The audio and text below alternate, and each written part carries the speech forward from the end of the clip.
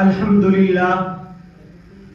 لله الذي أنزل الكتاب على عبده محمد النبي الأمي ولم يجعل له عوجا وأصلي وأسلم على عبده ورسوله وعلى آله وأصحابه أجمعين.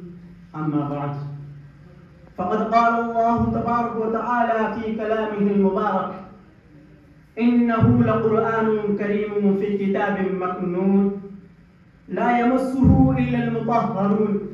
وقال نبينا وسيدنا صلى الله عليه وسلم: خيركم من تعلم القرآن وعلمه، أو كما قال عليه الصلاة والسلام.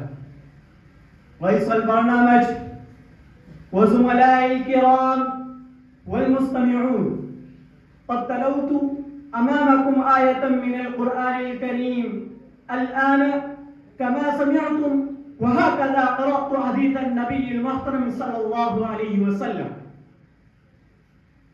الذي يظهر خصائص القرآن العظيمة ومرتبة من يشتغل بالقرآن تعلما وتعليما.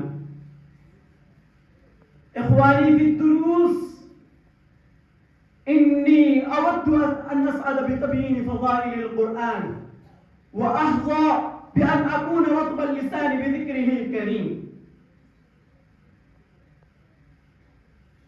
أيها الإخوة، هل أنتم تعلمون ما هو القرآن؟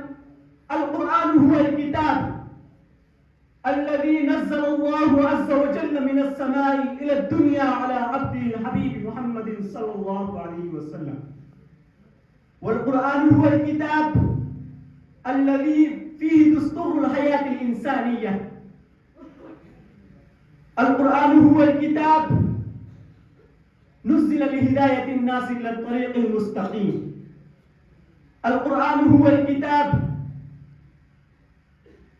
الذي فيه شفاء للناس بما في الصدور.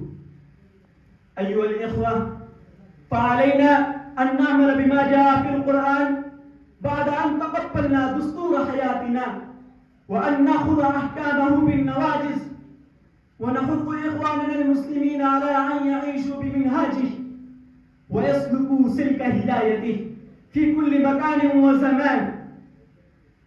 ولكن نحن نعلم جيدا أن كثيرا من إخواننا المسلمين لا يتوجهون إلى هذا التنزيل العزيز وأحكامه ومزايده،